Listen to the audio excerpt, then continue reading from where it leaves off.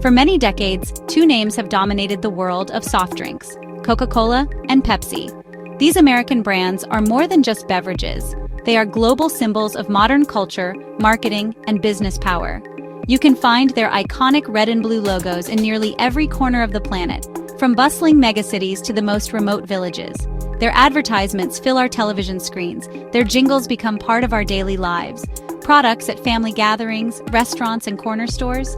In the Middle East, these two giants have held a powerful grip on the market for a very long time. Their success was not an accident, built on decades of relentless and clever marketing that connected drinks with feelings of happiness, youth, and togetherness. They sponsored major sporting events and collaborated with famous musicians. Branding made them seem like a natural part of local life, even though headquarters are thousands of miles away in the United States. For generations, reaching for a Coke or a Pepsi was an automatic habit. It was the taste of celebration, the drink of choice for a hot day, a constant presence in daily life. Now that reign is facing a serious and growing challenge. A wave of consumer activism is sweeping across the Middle East.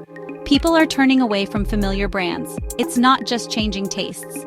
It's a deliberate and conscious choice, driven by deep political and social concerns, that has opened the door for something new to emerge from within the region. This shift marks a significant moment in recent history. It shows how global politics influence everyday consumer choices, turning a grocery trip into a political statement. Buying one bottle over another has become a way to show solidarity and frustration, an expression of a desire for change. The cola boycott story is not just about soft drinks. It's about identity, economic empowerment, and the link between local and global as communities reclaim part of daily life. So what exactly is a boycott? In simple terms, a boycott is when a large group of people collectively decides to stop buying a product or using a service from a specific company. It is a form of peaceful protest, aimed at sending a strong message to that company and sometimes to the government where the company is based. People use boycotts to show their disapproval of a company's actions, affiliations, or policies. They believe that by hitting the company where it hurts, their sales and profits, they can pressure it to change, or influence broader political outcomes. It is a way for consumers to vote with their wallets, a powerful tool because it empowers ordinary individuals. A single person opting out may seem small, but when millions act together, the impact can be enormous. This collective action demonstrates unity and shared purpose. Modern technology amplifies boycotts. Social media makes awareness campaigns fast and far-reaching. The movement needs viable alternatives. If people can easily switch, participation rises. Clear, compelling reasons keep people motivated over the long term. Boycotts have a long history in the region as a form of political expression, used to protest foreign policies and injustices. They tap into collective memory and a desire for self-determination. For many, it is a moral stance, not just consumer preference. Effectiveness depends on public support, alternative availability, clear reasons, and sustained commitment. When those align, a boycott can become impossible for companies to ignore. The reasons behind the widespread boycott of Coca-Cola and Pepsi in the Middle East are complex and deeply rooted in the region's political landscape. The primary driver is the perception of these companies as symbols of American corporate power and, by extension, American foreign policy. That connection fuels public anger and frustration, particularly during moments when violence escalates. Images and news of devastation spread quickly across the region. Scenes from Gaza or the West Bank provoke powerful solidarity surges. Traditional media and social platforms amplify those emotions. These moments create a wave of solidarity with Palestinians and anger toward those seen as supporting the Israeli state. Coca-Cola and Pepsi, as prominent American brands, become visible targets for public anger. They turn into easy, visible symbols of grievance.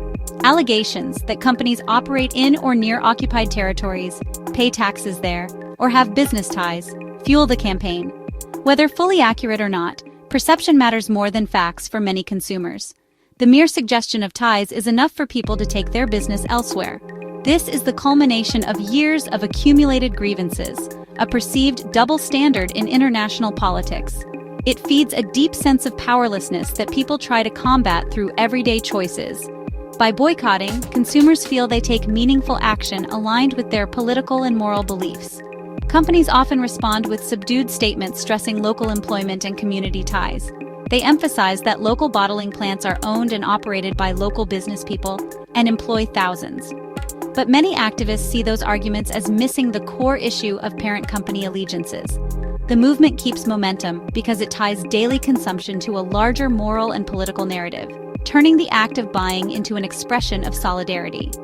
That is why boycotts in this region are more than temporary.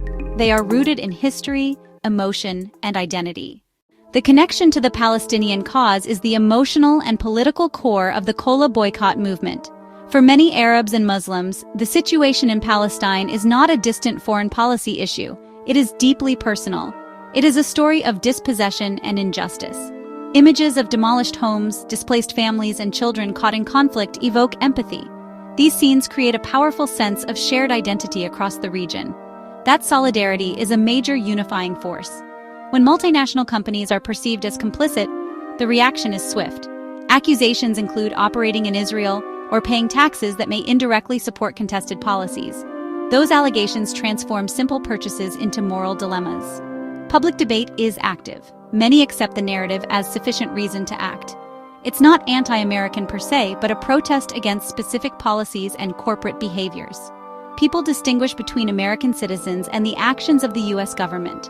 The boycott targets what activists see as economic pillars of an unjust political structure. They believe weakening those pillars, even slightly, might help shift policy. It's a strategic use of consumer power to build pressure from the bottom up. This deep connection to the Palestinian cause gives the boycott its passion and staying power. It's not a fleeting social media fad. It draws on decades of history and a constant stream of news, feeding a shared narrative of standing with the oppressed. For many, choosing a local alternative is a small act of resistance.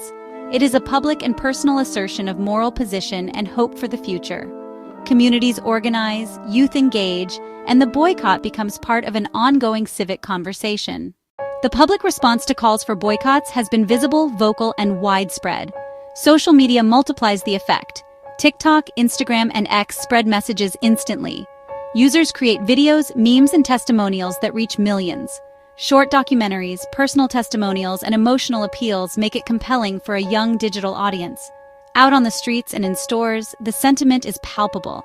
Some shopkeepers remove multinational products and restock local brands.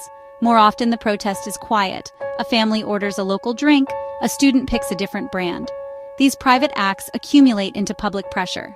Influential voices amplify the message across communities.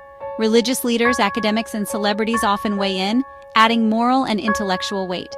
When popular figures endorse local brands, the trend spreads faster. The combination of grassroots activism and influential endorsement creates strong social pressure. Targeted companies often remain cautious, publicly emphasizing local economic contributions. Activists frequently find those PR moves inadequate. In many stores, multinational shelves give way to local products. The boycott's most common effect is subtle. Normal shopping patterns change and local suppliers gain real market opportunities. Those success stories circulate online, encouraging more people to switch. The change spreads from social feeds to the supply chain. Together, digital activism and everyday choices turn a private act into a public statement. Small, quiet victories add up, reshaping culture, commerce, and community. As consumers turned away from the global giants, a huge opportunity opened for local and regional beverage producers. For years, these smaller companies had struggled with limited marketing budgets and sparse distribution. The boycott changed the game. Suddenly, being local became a selling point, not a disadvantage. Local producers ramped up production to meet new demand. Many ran factories 24/7 to keep pace. They expanded distribution networks to reach small shops, supermarkets, and restaurants. Shops eager for new suppliers restocked with regional brands. Marketing shifted, focusing on national pride, local identity, and solidarity. Companies used new capital to innovate, introducing new flavors and product lines. They modernized packaging and branding to shed second-rate perceptions. Investment in equipment and quality control closed the gap with multinationals. As people tried and liked the local alternatives, loyalty followed. Repeat purchases created stable customer bases. Social sharing further amplified growth. The success of local brands had multiplier effects, creating jobs and stimulating suppliers. Suppliers of sugar, glass, plastic, labels, and logistics all benefited. Local industries, from ad agencies to trucking fleets, saw increased demand. What began as politics grew into pride. The public enjoyed supporting businesses that reflected their culture and values. That loyalty is deeper and more resilient, based on taste, price, identity, and shared purpose. Local producers didn't just fill a short-term gap, they accelerated industrial growth and entrepreneurship across the region. One famous example born from protest spirit is Mecca-Cola. Launched in France in 2002 by Taoufik Mathlouthi during a previous wave of boycotts. Its slogan was explicit: "Don't drink foolishly, drink with commitment." Mecca-Cola pledged to donate part of its profits to Palestinian charities, linking consumption to a cause. That ethical positioning made it a symbol of politically conscious consumerism. In the current wave, a new generation of local brands has similarly risen. In Egypt and elsewhere, revived heritage brands like Spiros Spathis found rapid popularity. Vintage logos and authentic history resonated with consumers seeking authenticity. Sales multiplied quickly. In countries like Egypt and Jordan, brands such as Vio and others became household names almost overnight. Their success stories were shared widely online. Many were small family businesses that scaled rapidly.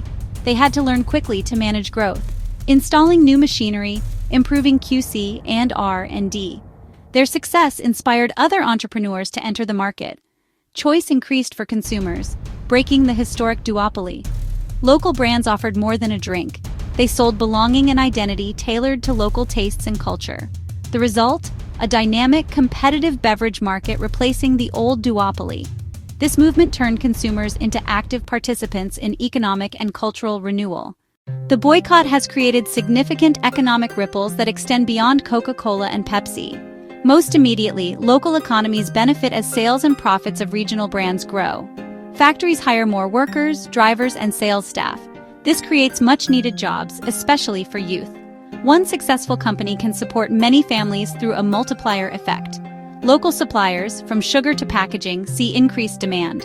Suppliers of key inputs such as sugar, flavorings, CO2, and bottles benefit directly. Packaging and printing businesses also grow. Local transportation and logistics expand to meet distribution needs. This growth strengthens domestic industries and reduces reliance on imports. For multinationals, losing share in the Middle East is a serious long-term challenge. The region may be a small part of global sales, but it is strategically important and growing. Global giants must rethink strategies to regain trust and adapt to new consumer behavior. They may emphasize local commitment, but risk being seen as superficial. Over the long run, this may shift the relationship between global brands and local consumers. Consumers are becoming more conscious and organized, using economic power to push change. The trend fosters pride, self-reliance, and new business opportunities across sectors: fast food, fashion, and tech. International companies must be culturally sensitive and aware of the region's political context. A successful local industry creates jobs, supports suppliers, and fortifies national economies. For consumers, this is both an economic and a moral shift, reshaping markets and communities. The ongoing cola war is more than commercial rivalry. It expresses the region's evolving identity and global position. Widespread boycotts driven by deep political grievances have reshaped the beverage market. They are rooted in long-standing issues connected to the Palestinian cause. The landscape of supermarket aisles has changed. Local brands now occupy prime space. Ordinary citizens, united by purpose and modern communication, can challenge powerful corporate giants. Business is never just business in an interconnected world. The lasting outcome may be the consolidation of a strong local industry. Homegrown brands seized historic opportunities and captured market share. They are winning the hearts of a new generation. Local producers prove they can deliver high-quality products tailored to local tastes. Flavor profiles and branding that reflect local culture are powerful differentiators. They embody national pride and economic self-reliance.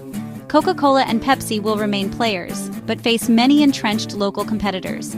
They must find genuine ways to demonstrate local commitment beyond standard CSR.